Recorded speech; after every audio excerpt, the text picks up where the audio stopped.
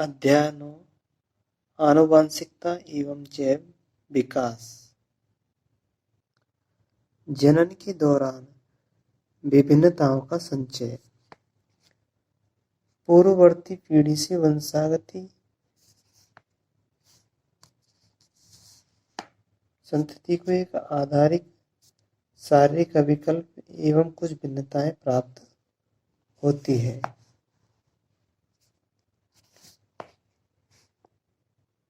केवल एकल जीव जनन करता है, जैसे कि अलैंगिक जनन में होता है। यानी कि अलैंगिक जनन में केवल एकल जीव ही जनन करता है।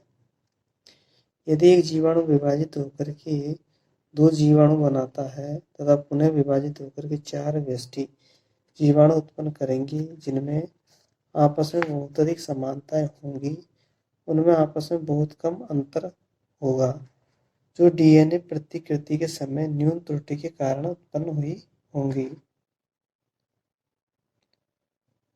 परंतु लैंगिक जनन में तो विविधता अपेक्षाकृत अधिक होती है। इसका हम एक एग्जाम्पल देखते हैं। यह एक एग्जाम्पल है। प्रथम पीढ़ी है, ये विभाजन करती है, 2 संततियां उत्पन्न करती है। एक तो ये रही। अब ये संतति भी, इसमें कुछ भिन्नताएं आ जाती है, ग्रीन कलर और रेड कलर। फिर ये भी संतति उत्पन्न करती है तो इसमें भिन्नताएं आ जाती है, यहाँ व्हाइट और यहाँ रेड। ये भी उत्पन्न करती है, तो यहाँ ब्लू एंड यहाँ आसमानी और यहाँ ब्लू है। तो इस तरह से हम चारों समष्टियों में देखते हैं कि एक दूसरे से भिन्न है, चारों जीव एक दूसरे से भिन्न है। इसमें कुछ भिन्नता है तो इनमें इनके जनकों से प्राप्त हुई तथा तो इनमें कुछ विशेषताएं भी होती है, कुछ भिन्नताएं विशिष्ट होंगी, कुछ उनके जनक से प्राप्त होगी। तो इस तरह से ये भिन्नताएं पीढ़ी दर पीढ़ी संचित होती जाती है अलैंगिक जनन में।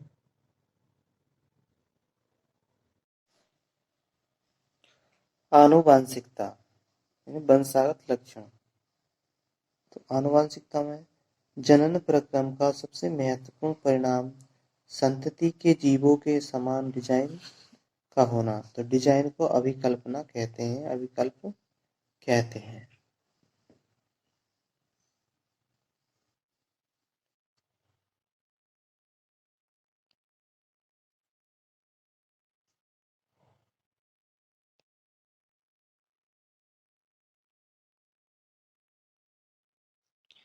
ग्रेगर जॉन मेंडल, इसका जीवन काल 1822 से 1884 का है।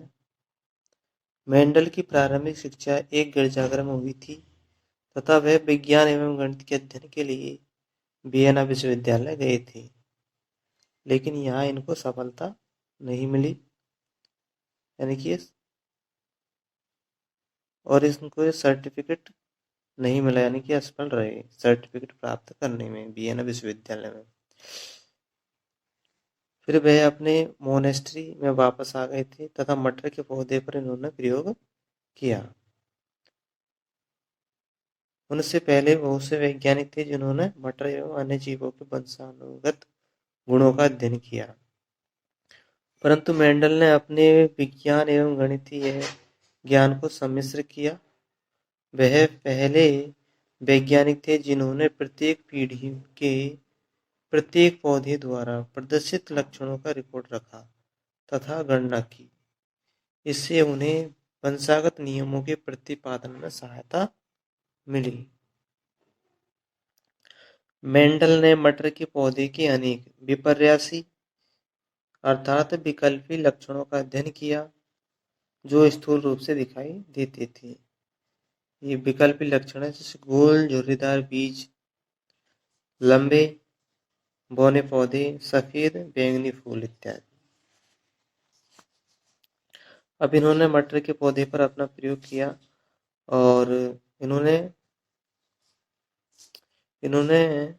विभिन्न लक्षणों वाले मटर के पौधों को लिया, जैसे कि लंबे तथा बौने पौधे लिए और इनसे प्राप्त संतति पीढ़ी में लंबे एवं बौने पौधे के प्रतिशत की गणना की। तो प्रथम पीढ़ी अर्थात F1 पीढ़ी में कोई पौधा बीज की ऊंचाई का नहीं था, अर्थात सभी पौधे लंबे थे। तो उन्होंने क्या है, जनक पौधे लंबे और बौने पौधे लिए थे, जिनका जीनी प्रारूप कैपिटल टी और स्मॉल टी था दोनों का। इनमें पर परागण कराया और सभी लंबे पौधे प्राप्त हुए, लेकिन इनका जीनी प्रारूप कैपिटल टी और स्मॉल टी था। तो इसमें सारे पौधे लंबे प्राप्त हुए, परंतु F1 पीढ़ी के लंबे पौधे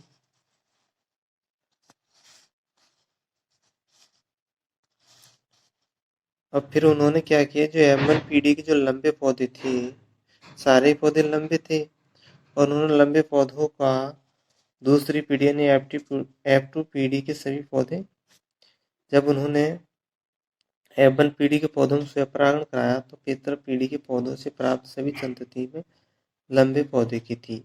और जब F1 पीढ़ी के लंबे पौधों में स्वयंपरागण कराया तो F2 पीढ़ी प्राप्त हुई, और इसमें प्राप्त होने वाले पौधों की लंबाई समान नहीं थी। इसमें 1/4 संतति बौने पौधे थे, तथा इससे यह इंगित करता है कि F1 पौधे द्वारा लंबाई एवं बौने पौधे लक्षणों की वंशागति हुई। F1 पौधे द्वारा लंबेपन व बौनेपन दोनों विशेषणों की वंशानुगति हुई, परंतु केवल लंबाई वाला लक्षण ही व्यक्त हुआ था F1 पीढ़ी में। अतः लैंगिक जनन द्वारा उत्पन्न होने वाले जीवों में किसी भी लक्षण की दोनों प्रतिकृतियों की वंशानुगति होती है। ये दोनों एक समान हो सकते हैं अथवा भिन्न हो सकते हैं, और ये जनक पर निर्भर करता है। अभी हम यहाँ देखते हैं कि जो लंबे और बौने पौधे में पर परागण कराया तो सभी लंबे पौधे प्राप्त हुए। इसको कहते हैं प्रभाविता का नियम। और जब इसमें स्वयंपरागण कराया यानी इनका जीनी प्रारूप अलग है, कैपिटल टी स्मॉल टी दोनों ही लंबे पौधे हैं। तो इसमें जो F2 पीढ़ी प्राप्त होती है, इसमें 1/3 पौधे बौने हैं, बाकी सब लंबे हैं, लेकिन इनका जीनी प्रारूप 1:2:1 है। तो इसको कहते हैं हम पृथक्करण का नियम। इसको कहते हैं पृथक्करण का नियम, अर्थात F1 पीढ़ी से जो लक्षण है वो F2 पीढ़ी से आ जाते हैं, और साथ साथ में होते हुए भी ये एक दूसरे से लक्षण एलील्स यानी विकल्प पृथक हो जाते हैं। तो इसको पृथक्करण का नियम कहते हैं। तो हमने देखा कि जीनी प्रारूप कैपिटल टी प्रभावी और स्मॉल टी अप्रभावी था। और यहाँ पौधे के पुष्प के रंग को लेकर के किया जाए तो वही लक्षण प्राप्त होता है, यानी कि जो भौतिक प्रारूप होगा F2 पीढ़ी में 3:1 प्राप्त होगा, और F1 पीढ़ी में सभी पौधे क्या होंगे, बैंगनी रंग के प्राप्त होंगे। तो बैंगनी रंग के पौधे हैं वो प्रभावी होंगे, और सफेद रंग के पौधे, पुष्प वाले पौधे अप्रभावी होंगे। अब हम इसी प्रयोग को 2 लक्षणों को लेकर के कराते हैं, यानी कि एक विकल्पी जोड़े के स्थान पर हम 2 विकल्पी जोड़ों का अध्ययन करते हैं। अब इसमें गोल बीज और झुर्रीदार बीज वाले पौधे लेते हैं। गोल बीज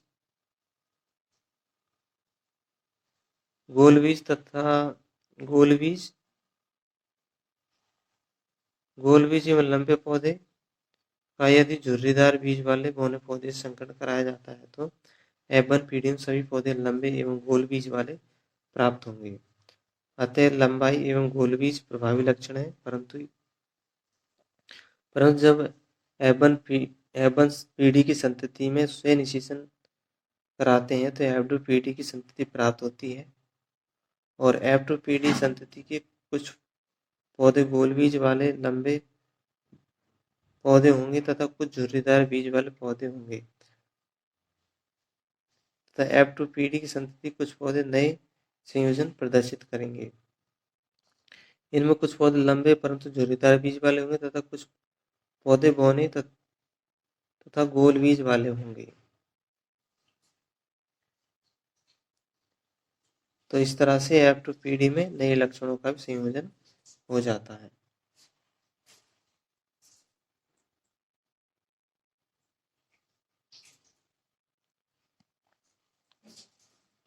तो फिर हम देखते हैं जो F2PD है, इसमें लंबे बौने लक्षण तथा गोल झुर्रीदार लक्षण स्वतंत्र रूप से वंशानुगत होते हैं।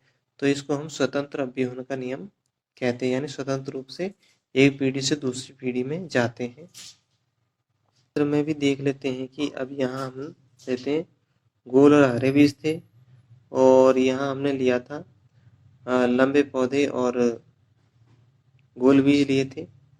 अब यहाँ हम चित्र में देखेंगे कि जो गोल व हरे बीज लेंगे और झुर्रीदार और पीले बीज लेंगे। इनमें प्रथम पीढ़ी में जो संतति प्राप्त होंगी, ये इनके एल संतति प्राप्त होंगी, तो गोल पीले बीज प्राप्त होंगे सभी F1 पीढ़ी में। अब F1 पीढ़ी के पौधों में उससे परागण कराते हैं तो F2 पीढ़ी प्राप्त होती है, और F2 पीढ़ी में हमें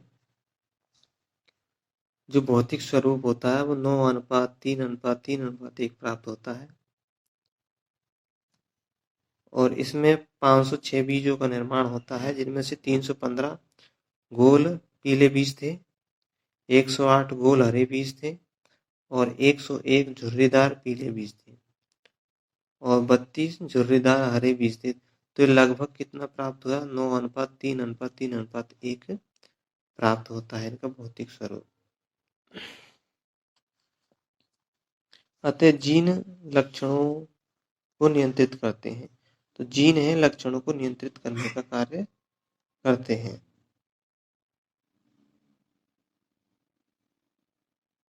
अतः दो अलग अलग लक्षणों की स्वतंत्र वंशानुगति होती है, इसको स्वतंत्र अभ्यूहन का नियम कहते हैं।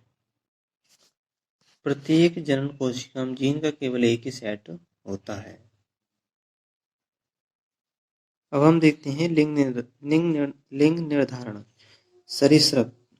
सरीसृपों में लिंग का निर्धारण निषेचित अंडे यानी युग्मक के ऊष्मायन ताप पर निर्भर करता है। और घोंघे जैसे कुछ प्राणी अपना लिंग बदल सकते हैं, अतः इनमें लिंग निर्धारण आनुवंशिक नहीं होता, लेकिन मानव में लिंग निर्धारण आनुवंशिक होता है। तो यहाँ हम देखते हैं कि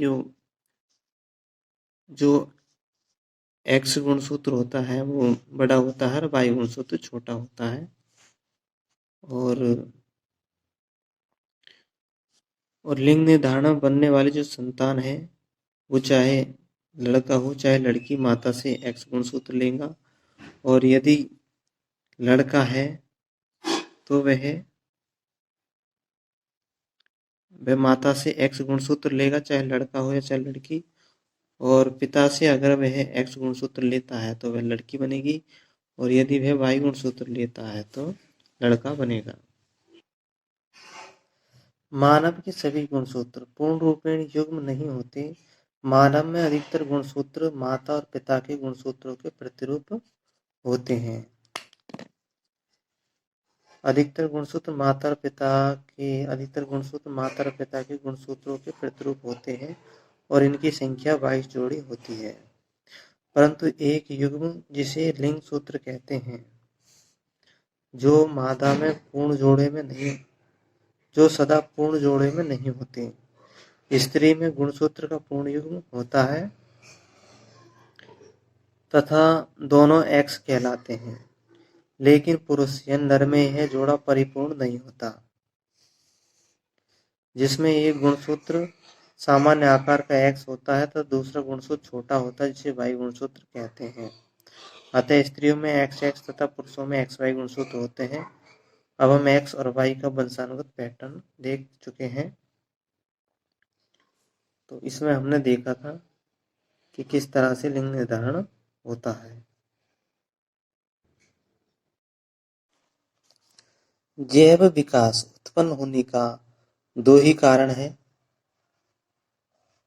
पहला है डीएनए प्रतिकृतिम त्रुटि एवं दूसरा है लैंगिक जनन। तो जनन प्रक्रिया में भिन्नताओं की प्रवृत्ति अंतर्निहित होती है। तो इस तरह से दो ही कारण हो सकते हैं जैव विकास के। पहला तो डीएनए प्रतिकृतिम त्रुटि हो, दूसरा लैंगिक जनन। अब हम इसको उदाहरण द्वारा स्पष्ट करते हैं। कुछ उदाहरण देखते हैं, जैसे कि 12 लाल भृंग यानी बीटलों का एक समूह है और वे हरी पत्ती वाली झाड़ियों पर रहते हैं और उनकी समष्टि लैंगिक प्रजनन द्वारा वृद्धि करती है। अब हम इसको चित्र द्वारा देखेंगे।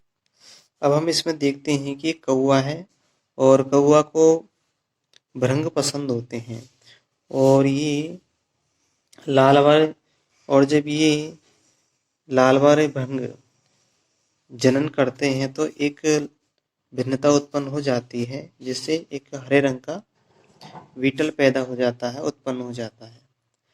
अब कौवा हरे रंग के बीटल को तो झाड़ियों में पहचान नहीं पाता है और लाल रंग के बीटलों को खा जाता है और इस तरह से वो धीरे धीरे करते हुए सारे लाल बीटल्स को खा जाता है और लास्ट में हरे रंग के बीटल्स बच जाते हैं। तो इससे यह पता चलता है कि ये प्राकृतिक चयन का वर्ण का सिद्धांत है जिसका कौवे ने चयन किया था और यह एक लक्षण था जो ये जो लक्षण था ये दुर्लभ लक्षण था जो बाद में चल करके सामान्य लक्षण में परिवर्तित हो गया। हरा लक्षण समष्टि में जीवों में दुर्लभ लक्षण था जो समय अंतराल के साथ में एक सामान्य लक्षण में परिवर्तित हो गया। फिर अगला एग्जाम्पल हम लेते हैं कि जो बीटल है ये जनन करते हैं और इसमें एक दुर्लभ लक्षण नीले रंग का बीटल पैदा हो जाता है। फिर ये जनन करते हुए अपनी संख्या को बढ़ाते हैं समष्टि में और अचानक से एक हाथी आ जाता है और इस झाड़ी के ऊपर पैर रख देता है और इसमें लगभग पूरी समष्टि नष्ट हो जाती है, केवल कुछ नीले रंग के बीटल्स रह जाते हैं और ये बीटल्स फिर जनन करके अपनी संख्या बढ़ा देते हैं। इस तरह से ये नई जीवों की उत्पत्ति हो जाती है। तो इसको हम जैव विकास नहीं कहेंगे क्योंकि यह एकमात्र संयोग था जिससे एक नई स्पीशीज पैदा हुई। फिर अगला तीसरा एग्जाम्पल हम देखते हैं कि इसमें बीटल्स है और झाड़ी पर रहते हैं और झाड़ी में कोई रोग पैदा हो जाता है और जिसके कारण झाड़ी की जो पत्तियां हैं वो नष्ट होने लगती हैं। ऐसी स्थिति में बीटल को पर्याप्त भोजन नहीं मिल पाता है और बीटल्स कमजोर हो जाते हैं। लेकिन जैसे ही परिस्थितियां अनुकूल होती है, बदलती हैं, झाड़ी का रोग समाप्त हो जाता है, फिर से बीटल्स क्या होते हैं यानी कि जो फिर से स्वस्थ हो जाते हैं, यानी कई पीढ़ियों तक वे कमजोर रहते हैं फिर बाद में वो स्वस्थ हो जाते हैं। तो यह भी जैव विकास का प्रमाण नहीं है क्योंकि इसमें जो इनकी जो कायिक कोशिकाओं में जो परिवर्तन होता है वो इनकी जनन कोशिकाओं में के डीएनए में कोई परिवर्तन नहीं लाते। इस कारण ये जो लक्षण है कमजोरी के वो पीढ़ी दर पीढ़ी एकांतरित नहीं होते। इसको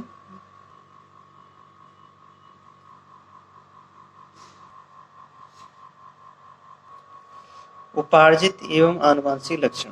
तो हम उपार्जित लक्षणों के विषय में जान चुके हैं कि जो कायिक कोशिकाओं में जो परिवर्तन होते हैं वो उपार्जित लक्षण होते हैं और आनुवंशिक लक्षण भी होते हैं जो जनन कोशिकाओं में होते हैं। अब हम देखते हैं कायिक ऊतकों में होने वाले परिवर्तन लैंगिक कोशिकाओं के डीएनए में नहीं जा सकते। किसी व्यक्ति के जीवन काल में अर्जित अनुभव क्योंकि जनन कोशिकाओं के डीएनए में कोई अंतर नहीं करते, यानी जो व्यक्ति अपने जीवन में अनुभव प्राप्त करता है वो पीढ़ी दर पीढ़ी नहीं जाते, इसलिए इसे जैव विकास नहीं कह सकते।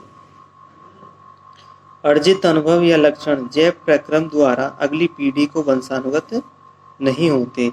इसका एग्जाम्पल लिया था कि अगर हम चूहे की पूंछ को काट दे और बार बार काट दे, हर पीढ़ी में काट दे तो भी वो पूंछ आती रहती है।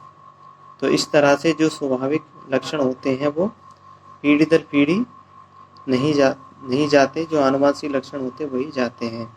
अतः पूंछ काटने से जन्म कोशिकाओं के जीन पर कोई प्रभाव नहीं पड़ता। अब हम चार्ल्स डार्विन के विषय में देखते हैं कि चार्ल्स रॉबर्ट डार्विन, इनका जीवन काल 1809 से 1882 का था। इन्होंने 22 वर्ष की उम्र में साहसिक समुद्री यात्रा की थी। 5 वर्षों में उन्होंने दक्षिण अमेरिका तथा इसके विभिन्न द्वीपों की यात्रा की। इस यात्रा का उद्देश्य पृथ्वी पर जैव विविधता के स्वरूप का ज्ञान करना था। उनकी इस यात्रा से जैव विविधता के विषय में उस समय व्याप्त दृष्टिकोण से सदा के लिए बदल दिया था। यह भी अत्यंत रोचक था कि इंग्लैंड वापस आने के बाद वे पुनः किसी और यात्रा पर नहीं गए। वे घर पर ही इन पर शोध करते रहे और उन्होंने प्राकृतिक वर्णन द्वारा जैव विकास के सिद्धांत की परिकल्पना दी। और वे ये नहीं जानते कि किस विधि द्वारा स्पीशीज में भिन्नताएं आती हैं। उन्हें मेंडल के प्रयोग तथा मेंडल के बारे में किसी प्रकार की जानकारी नहीं थी। डार्विन के केवल उनके जैव विकासवाद के कारण ही उन्हें जानते हैं। तो डार्विन को हम केवल उनके जैव विकासवाद के सिद्धांत के कारण ही हम जानते हैं, परंतु वह एक प्रकृति शास्त्री भी थे और उन्होंने एक और शोध किया था, भूमि की उर्वरता बढ़ाने में केंचुए की भूमिका। और इस तरह से दोनों ही वैज्ञानिक एक दूसरे से अनजान थे उस समय, ग्रेगर जॉन मेंडल और चार्ल्स डार्विन। पृथ्वी पर जीवन की उत्पत्ति। डार्विन के सिद्धांत हमें बताते हैं कि पृथ्वी पर सरल जीवों से जटिल स्वरूप वाले जीवों का विकास किस प्रकार हुआ, और मेंडल का प्रयोग हमें बताता है कि एक पीढ़ी से दूसरी पीढ़ी में लक्षणों की वंशागति की कार्यविधि का पता कराता है हमें मेंडल का सिद्धांत। परंतु दोनों ही इस बात को बताने में असमर्थ रहे कि पृथ्वी पर जीवन की उत्पत्ति कैसे हुई। एक ब्रिटिश वैज्ञानिक JBS हार्लेन, जो बाद में भारत के नागरिक हो गए थे, इन्होंने सन 1929 में यह सुझाव दिया कि जीवों की उत्पत्ति सर्वप्रथम उन सरल कार्बनिक अणुओं से हुई होगी जो पृथ्वी की उत्पत्ति के समय बने थे। उसने कल्पना की कि पृथ्वी पर उस समय का वातावरण पृथ्वी के वातावरण से सर्वथा भिन्न था। इस प्राथमिक वातावरण में संभवतः कुछ जटिल कार्बनिक अणुओं का संश्लेषण हुआ होगा जो जीवन के लिए आवश्यक थे। सर्वप्रथम प्राथमिक जीव अन्य रासायनिक संश्लेषण द्वारा उत्पन्न हुए होंगे। यह कार्बनिक अणु किस प्रकार उत्पन्न हुए, इसके उत्तर की परिकल्पना स्टैनले एल मिलर तथा उसके सहयोगी हेराल्ड सी उरे द्वारा 1953 में एक प्रयोग किया गया था। उन्होंने एक कृत्रिम रूप से वातावरण तैयार किया जो संभवतः प्राचीन वातावरण के समान था। इसमें उन्होंने अमोनिया, मीथेन, हाइड्रोजन सल्फाइड तथा पात्र में कुछ जल लिया था। यानी कि उन्होंने चार पदार्थ लिए थे, 4 अणु, अमोनिया, मीथेन, हाइड्रोजन सल्फाइड और जल। ऑक्सीजन का उन्होंने प्रयोग नहीं किया। इस पात्र को इन्होंने 100 डिग्री सेल्सियस से कुछ कम ताप पर रखा। गैसों के मिश्रण में चिंगारियां उत्पन्न की थी। ये चिंगारियां इस प्रकार उत्पन्न की थी जैसे आकाश में बिजली गिरती हो, और 1 सप्ताह के बाद 15% सरल कार्बनिक यौगिकों का निर्माण हो गया। तो इनमें एमिनो अम्ल भी संश्लेषित हुआ जो प्रोटीन के अणुओं के निर्माण के लिए आवश्यक होता है। इस तरह से जीवन की उत्पत्ति हुई। जाति का उद्भव यानी जाति का विकास। नई जाति का उद्विकास हम तभी कह सकते हैं जब 2 भिन्न समष्टियों में आपस में जन्म करने में असमर्थ हो, यानी कि और तब उन्हें हम स्वतंत्र स्पीशीज कह सकते हैं।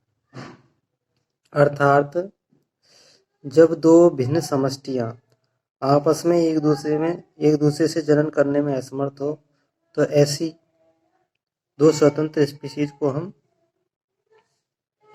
नई जाति कहते हैं। नई जाति का विकास होता है। अब हम इसका एक एग्जाम्पल लेते हैं भृंगों का, यानी बीटल्स का। यानी कौवा भृंग को एक स्थान से उठाकर बिना हानि पहुंचाए दूसरे स्थान पर छोड़ देता है, तो दोनों ही परिस्थितियों में अप्रवासी भृंग स्थानीय समष्टि के साथ ही जनन करेगा। परिणामतः अप्रवासी भृंग के जीन नई समष्टि में प्रविष्ट हो जाएंगे। अर्थात एक स्थान के भृंग और दूसरे स्थान के भृंग में थोड़ी बहुत असमानताएं होती हैं, और जब ये दोनों समष्टि जब एक साथ मिलकर के प्रजनन करते हैं तो एक नई समष्टि का निर्माण होता है, जिसमें जीन में नए कुछ लक्षण आ जाते हैं। इस प्रकार जीन प्रभाव उन समष्टियों में होता रहता है जो आंशिक रूप से अलग है, परंतु पूर्ण रूप से अलग नहीं है। परंतु यदि इसी प्रकार से दो उप समष्टियों के मध्य एक विशाल नदी आ जाती है, तो दोनों समष्टियां और अधिक पृथक हो जाएंगी, तो दोनों के मध्य जीन प्रवाह का स्तर और भी कम हो जाएगा। तथा भौगोलिक रूप से समष्टियों अलग हो जाएंगी तथा प्राकृतिक चयन का तरीका भी भिन्न हो जाएगा। उदाहरण के लिए एक उप समष्टि की सीमा में चील द्वारा कोई समाप्त कर दिए जाते हैं, जबकि दूसरी उप समष्टि में चील द्वारा कोई समाप्त नहीं हो पाते, क्योंकि उस समष्टि में ऐसी विशेषता आ गई जिससे कि वो चीलों से अपनी रक्षा कर सकते हैं, कौवे। और इसी प्रकार भृंगों को भी देखा जाए तो जो लाल भृंग है और हरे भृंग है, ये एक दूसरे से अधिक भिन्न नहीं होते, तथा यह भी संभव है कि अतः इन समष्टियों सदस्य आपस में एक दूसरे से मिलने के बाद भी अंतर्जनन में असमर्थ होते हैं। तो इसके तरीके अनेक हो सकते हैं जिनके द्वारा यह परिवर्तन संभव है। तो डीएनए में यह परिवर्तन पर्याप्त है। जैसे गुणसूत्र की संख्या में परिवर्तन होता है, तो समष्टियों के दो सदस्यों की जनन कोशिकाएं यानी कि युग्मकों का संलयन करने में असमर्थ हो जाती है, और इस प्रकार से नई जाति की उत्पत्ति होती है। भृंगों की नई स्पीशीज का उद्भव होता है। अगर लाल भृंग हरे भृंग के साथ में संलयित करने में असमर्थ होता है, तो ऐसी स्थिति में नई जाति की उत्पत्ति होती है। विकास एवं वर्गीकरण। तो विकास एवं वर्गीकरण एक दूसरे से संबंधित है। वर्गीकरण के द्वारा हम ये जान सकते हैं कि जीव का विकास कैसे हुआ। अब यहाँ हम देखते हैं कि बाह्य आकृति एवं व्यवहार का विवरण अभिलक्षण कहलाता है। दूसरे शब्दों में विशेष स्वरूप अथवा विशेष प्रकार अभिलक्षण कहलाता है। इसके उदाहरण जैसे हमारे 4 पाद होते हैं, पौधे प्रकाश संश्लेषण करते हैं, ये क्या है? अभिलक्षण के उदाहरण है। कोशिका सभी जीवों की आधारभूत इकाई है, और कोशिका के अभिकल्प का आधारभूत अभिलक्षण का एक उदाहरण है। कोशिका में केंद्रक का होना न होना। जीवाणु कोशिका में केंद्रक नहीं होता। केंद्रक युक्त कोशिका वाले जीवों की एक कोशिक अथवा बहुकोशिक होने का गुण शारीरिक अभिकल्प में एक आधारभूत अंतर दर्शाता है। इस प्रकार हम देखते हैं कि पदानुक्रम विकसित हो रहा है। इस प्रकार हम देखते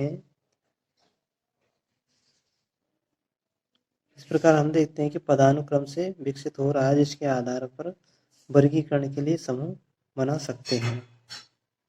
और हम देखते हैं दो स्पीशीज के मध्य जितने अधिक अभिलक्षण समान होंगे, उनका संबंध भी उतना ही निकट होगा, और जितनी अधिक समानताएं उनमें होंगी उनका उद्भव भी निकट अतीत में समान पूर्वजों से हुआ होगा। अब उदाहरण के तौर पर देखते हैं कि एक भाई एवं बहन अति निकट संबंधी है, क्योंकि उनसे पहली पीढ़ी में उनके पूर्वज समान थे, अर्थात उन दोनों के पूर्वज एक ही माता पिता की संतान है। लड़की के चचेरे ममेरे भाई बहन भी उससे संबंधित है, परंतु उसके अपने भाई से कम। इसका मुख्य कारण ये है कि उनके पूर्वज समान तो है, लेकिन दादा दादी और नाना नानी जैसे जो पूर्वज थे वो 2 पीढ़ी पहले के थे, ना कि 1 पीढ़ी पहले के। इस प्रकार हम समझ सकते हैं कि स्पीशीज या जीवों का वर्गीकरण उसके विकास के संबंधों का प्रतिबिंब है। जीवों का वर्गीकरण उनके विकास के संबंधों का प्रतिबिंब है। ये मेंढक और छिपकली का अग्रपाद है, ये बिल्कुल समान है, तो इनके पूर्वज समान होंगे। फिर यहाँ मानव और पक्षी के अग्रपाद और हाथ को देखा जाए तो ये भी क्या है, इनकी जो कंकाली जो संरचना है वो बिल्कुल समान है, तो इनके पूर्वज भी किसी समय एक रहे होंगे। तो इनके कौन से पूर्वज समान रहे होंगे इसका पता हमें वर्गीकरण से चलता है, और इसी से इनके विकास का पता चलता है। पक्षी, सरीसृप, जल स्थलचर की भांति ही स्तनधारियों के 4 पैर होते हैं। सभी में पादों की आधारभूत संरचना एक समान है, यद्यपि विभिन्न कशेरुकियों में भिन्न-भिन्न कार्य करने के लिए इनमें रूपांतरण हुए। फिर भी पाद की आधारभूत संरचना एक समान है। ऐसे समजात अभिलक्षण से भिन्न दिखाई देने वाली विभिन्न स्पीशीज के बीच विकासीय संबंध की पहचान करने में सहायता मिलती है। चमगादड़ के पंख और पक्षी के पंख एक दूसरे के समरूप है, न कि समजात। चमगादड़ के पंख की उत्पत्ति दीर्घित अंगुलियों के मध्य की त्वचा के फैलने से होती है, जबकि पक्षी के पंख की उत्पत्ति पूरी अग्रबाहु की त्वचा के फैलने से होती है, जो परों से ढकी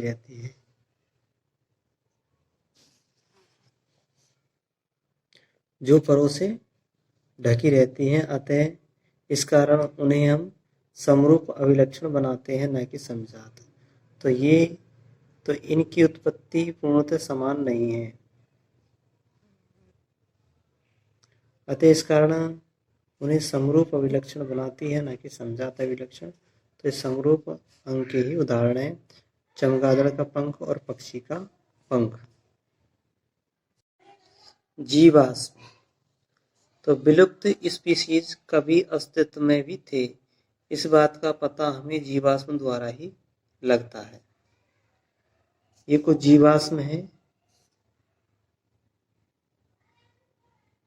पेड़ के तने का जीवाश्म, एकशेरुकी एमोनाइट का जीवाश्म है, और ये एकशेरुकी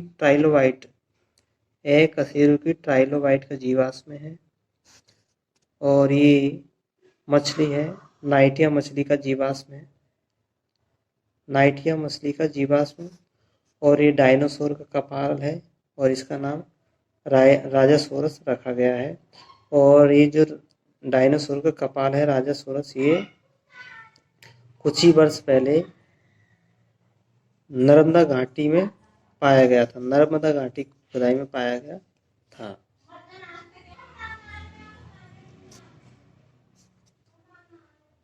जीवाश्म का निर्माण कैसे होता है? कभी कभी जीव अथवा उसके कुछ भाग ऐसे वातावरण में चले जाते हैं जिसके कारण इनका अपघटन पूरी तरह नहीं हो पाता है। उदाहरण के लिए यदि कोई मृत कीट गर्म मिट्टी में सूखकर कठोर हो जाए तथा उसमें कीट के शरीर की छाप सुरक्षित रह जाए, तो इस प्रकार जीव के परिरक्षित अवशेष को जीवाश्म कहते हैं। जीवाश्मों के आकलन की दो विधियां हैं। पहली विधि सापेक्ष विधि। सापेक्ष विधि का तात्पर्य है कि जब पृथ्वी की सतह के निकट वाले जीवाश्म गहरे स्तर पर पाए जाने वाले जीवाश्मों की अपेक्षा अधिक नए हैं। इस प्रकार से हम तुलना करके अनुमान लगा सकते हैं। दूसरी विधि है फॉसिल डेटिंग। इस विधि में किसी एक तत्व के विभिन्न समस्थानिकों का अनुपात के आधार पर जीवाश्म का समय निर्धारित किया जाता है। जीवाश्मों की एक के बाद एक परत कैसे बनती है? आइए 100 करोड़ वर्ष पूर्व यानी कि 10 करोड़ वर्ष पूर्व यानी कि 100 मिलियन वर्ष पहले समुद्र तल पर कुछ अकशेरुकी जीवों की मृत्यु हो जाती है तथा वे रेत में दब जाते हैं। धीरे धीरे और अधिक रेत एकत्रित हो जाती है तथा अधिक दाब के कारण ये चट्टान बन जाती है। फिर कुछ मिलियन वर्ष बाद इस क्षेत्र में डायनासोर मर जाते हैं तथा उनका शरीर भी मिट्टी में दब जाता है और ये मिट्टी भी दबकर चट्टान में बदल जाती है, जो पहले वाले अकशेरुकी जीवाश्म वाली चट्टान के ऊपर बनती है। फिर इसके बाद में कुछ मिलियनों वर्ष बाद इस क्षेत्र में घोड़े के समान कुछ जीवों के जीवाश्म चट्टानों में दब जाते हैं। इसके बाद काफी समय उपरांत मृदा अपरदन होता है और जल के प्रवाह के कारण कुछ चट्टानें फट जाती हैं तथा घोड़े के समान जीवाश्म प्रकट होते हैं। जैसे जैसे हम गहरी खुदाई करते जाते हैं वैसे वैसे पुराने तथा और पुराने जीवाश्म मिलते हैं। तो इस तरह से हम तुलनात्मक विधि द्वारा जीवाश्म की आयु का पता लगाते हैं कि कौन नया है और कौन पुराना जीवाश्म है। विकास के चरण। तो विकास के चरण में हम देखते हैं कि पंख की तरह आँख भी एक व्यापक अनुकूलन होता है। यह कीटों में पाई जाती है। उसी प्रकार ऑक्टोपस तथा कशेरुकी में भी आँख की संरचना इन सभी जीवों में भिन्न होती है, जिसका मुख्य कारण है अलग अलग विकासीय उत्पत्ति। अब यहाँ देखते हैं हम कि प्लेनेरिया है, ये चपटा कृमि है। इसकी अति सरल आंखें होती हैं जो वास्तव में नेत्र बिंदु है जो प्रकाश को पहचान सकता है। और हम देखते हैं कि एक परिवर्तन जो एक गुण के लिए उपयोगी है कालांतर में किसी अन्य कार्य के लिए उपयोगी हो सकता है। उदाहरण के लिए पर यानी कि पंख यानी जो फेदर्स होते हैं पक्षियों के शरीर पर, तो जो पर है जो संभवतः ठंडे मौसम में ऊष्मारोधी के लिए विकसित हुए थे, कालांतर में उड़ने के लिए उपयोगी हो गए, परंतु वास्तव में कुछ उड़ने में समर्थ नहीं थे। बाद में संभवतः पक्षियों ने परों को उड़ने के लिए अपनाया। डायनासोर सरीसृप थे, अतः हम अर्थ निकाल सकते हैं कि पक्षी बहुत निकटता से सरीसृप से संबंधित है।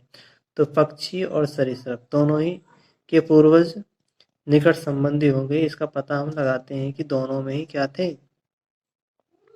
पर पाए जाते थे। तो इसको हम देखते हैं चित्र के द्वारा कि यह डायनासोर परिवार का छोटा डायनासोर है। डायनासोर की इन अस्थियों के साथ में परों की छाप भी परिरक्षित हो गई।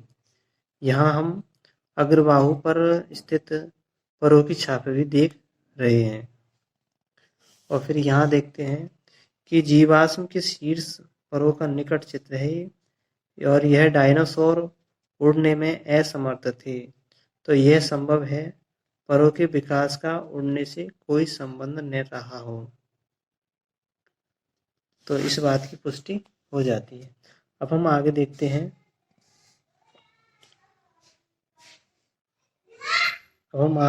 हैं। कि एक जंगली गोभी है, एक उदाहरण है विकास का। तो विकास संबंध कितना पीछे जा सकता है, इस प्रक्रम के उदाहरण उपलब्ध हैं। और जंगली गोभी इसका सबसे अच्छा उदाहरण है। इससे 6 वैरायटियां बनाई गई थी। गांठ गोभी, फूल गोभी, ब्रोकोली, गोभी और लाल गोभी और केल। तो हम देखते हैं कि 2000 वर्ष पूर्व से मनुष्य जंगली गोभी को खाद्य पौधे के रूप में उगाता था। उसने चयन द्वारा विभिन्न सब्जियां विकसित की, यानी विभिन्न वैरायटियां विकसित की थी। यह प्राकृतिक वर्ण नहीं होकर कृत्रिम चयन था।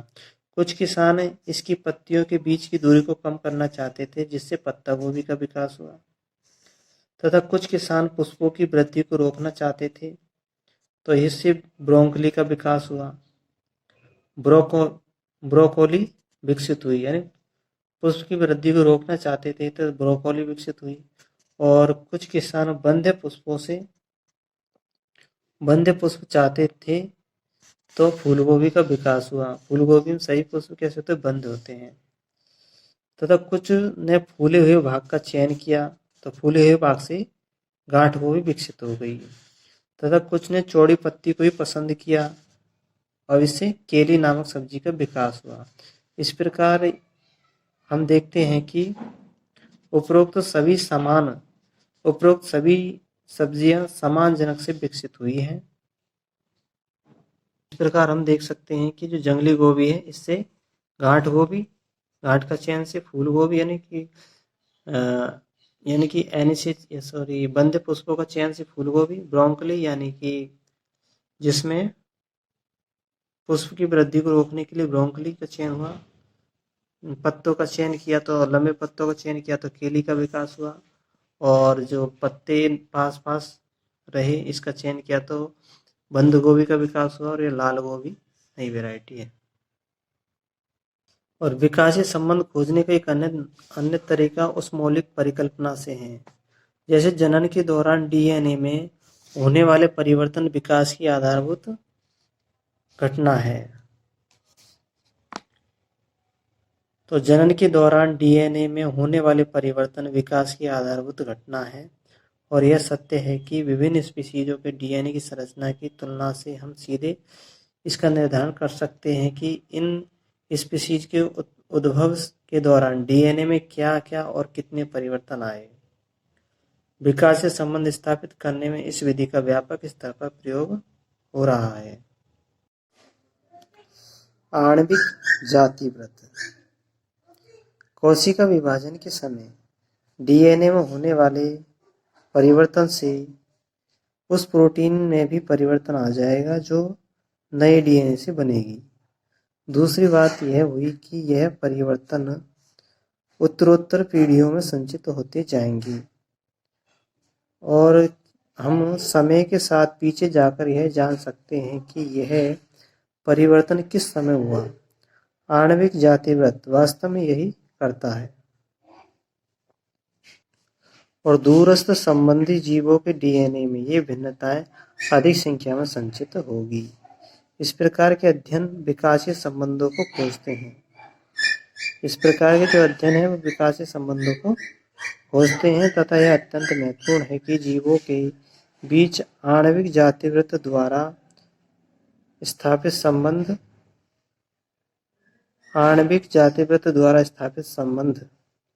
वर्गीकरण से सम्मिलित होते हैं। आणविक जातिवृत्त द्वारा स्थापित संबंध वर्गीकरण से सम्मिलित होते हैं। विकास को प्रगति नहीं मानते। मानव एवं चिंपैंजी दोनों के ही पूर्वज समान थे, जबकि मानव का विकास चिंपैंजी से नहीं हुआ है। मानव का विकास चिंपैंजी से नहीं हुआ है, लेकिन मानव और चिंपैंजी दोनों के ही पूर्वज समान थे। जैव विकास के सिद्धांत का अर्थ कोई वास्तविक प्रगति नहीं है। विविधताओं की उत्पत्ति एवं प्राकृतिक चयन द्वारा उसे स्वरूप देना मात्र ही विकास है। तो विकास का अर्थ क्या है? विविधताओं की उत्पत्ति एवं प्राकृतिक चयन द्वारा उसे स्वरूप देना ही विकास है।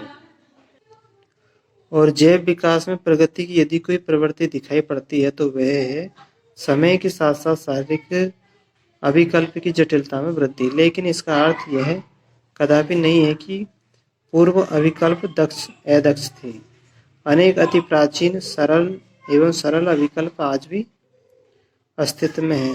वास्तव में सरल अविकल्प वाला एक समूह जीवाणु का है, जो विषम वातावरण जैसे उष्ण झरने, गहरे समुद्र, गर्म स्रोत तथा अंटार्कटिका की बर्फ में पाए जाते हैं। दूसरे शब्दों में, मानव जैव विकास के शिखर पर नहीं है, वरन जैव विकास श्रृंखला में उत्पन्न एक स्पीशीज है।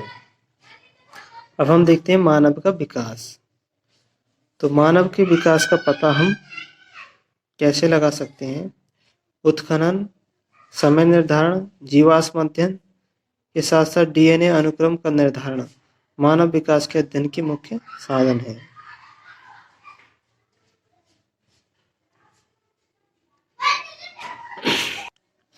पहले मानव के रंग को लेकर के, त्वचा के रंग को लेकर के बहस चलती रही कि ये कौन सी जाति के सदस्य है, लेकिन पिछले कुछ वर्षों में के प्रमाण के आधार पर हम कह सकते हैं कि इन आवासीय प्रजातियों का कोई जैविक आधार नहीं है, अतः सभी मानव एक ही स्पीशीज के सदस्य हैं। तो मानव की उत्पत्ति अफ्रीका से हुई और आधुनिक मानव स्पीशीज का नाम है होमो सेपियंस।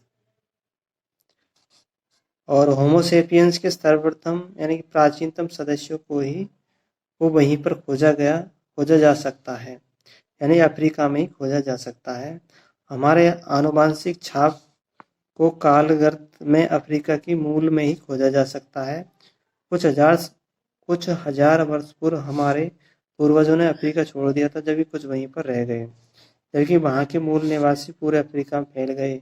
उत्प्रवासी धीरे धीरे समूचे संसार में फैल गए। अफ्रीका से पश्चिम एशिया तथा वहाँ से मध्य एशिया, यूरेशिया, दक्षिण एशिया तथा पूर्व एशिया तथा वहाँ से उन्होंने इंडोनेशिया के द्वीपों तथा फिलीपींस से ऑस्ट्रेलिया तक का सफर किया और ये बेरिंग लैंड ब्रिज को पार करके अमेरिका पहुंचे थे।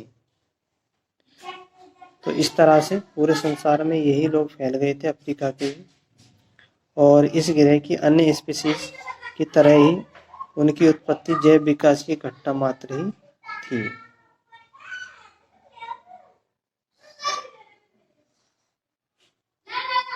तथा वे अपना जीवन सर्वोत्तम तरीके से जीने का प्रयास कर रहे थे।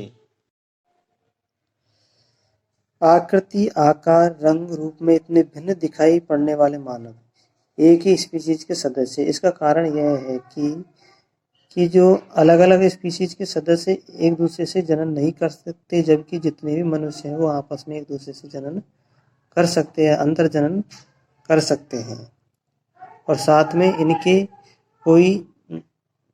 कोई ठोस आणविक आधार भी नहीं है कि अलग जाति के सदस्य हैं। विकास के आधार पर आप बता सकते हैं कि जीवाणु, मकड़ी, मछली, चिंपैंजी में किसका शारीरिक अविकल्प उत्तम है? तो इसमें सभी का शारीरिक अविकल्प उत्तम है, इस बात को हम स्पष्ट नहीं कर सकते, क्योंकि सभी जीव वातावरण के अनुसार परिवर्तन करते हैं अपने आप को जीवित रखने के लिए।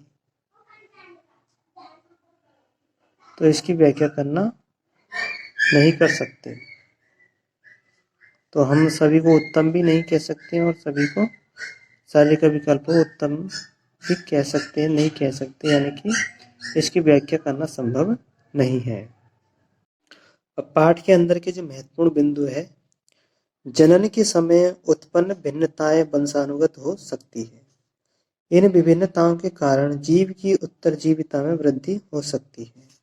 लैंगिक जनन वाले जीवों में एक अभिलक्षण के जीन के दो प्रतिरूप होते हैं, यानी कि एक ट्रायल के एक अभिलक्षण के दो प्रतिरूप जीन के दो प्रतिरूप होते हैं।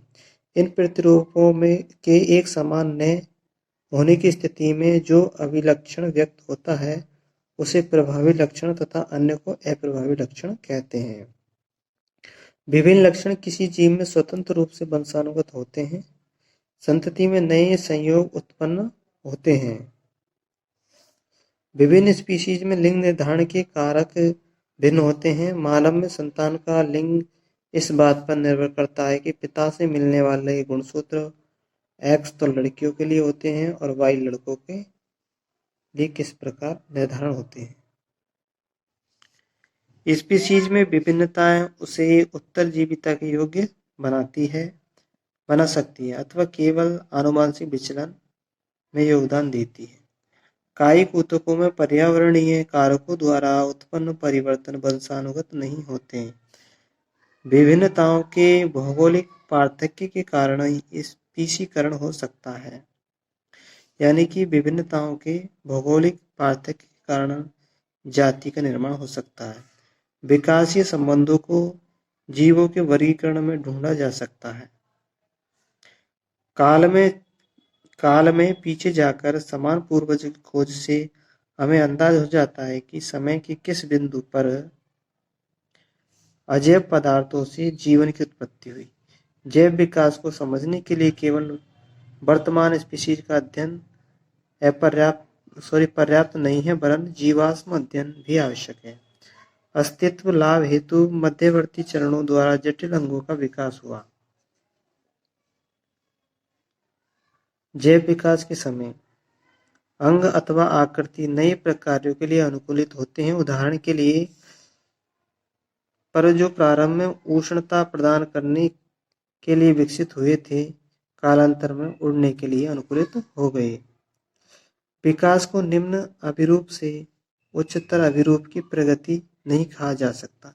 यानी विकास को निम्न शारीरिक अभिरूप से उच्चतर अभिरूप की प्रगति नहीं कहा जा सकता, वरन यह प्रतीत होता है कि विकास ने अधिक जटिल शारीरिक अभिकल्प उत्पन्न किए हैं, जबकि सरलतम शारीरिक अभिकल्प भली भांति अपना अस्तित्व बनाए हुए हैं। मानव के विकास के अध्ययन से हमें पता चलता है कि हम सभी एक ही स्पीशीज के सदस्य हैं, जिसका उदय अफ्रीका में हुआ और चरणों में विश्व के विभिन्न भागों में फैल गए। तो ये हमारा जैव विकास और आनुवंशिकता का टॉपिक पूरा होता है, लेसन पूरा होता है। वीडियो को लाइक करना और चैनल को सब्सक्राइब करना।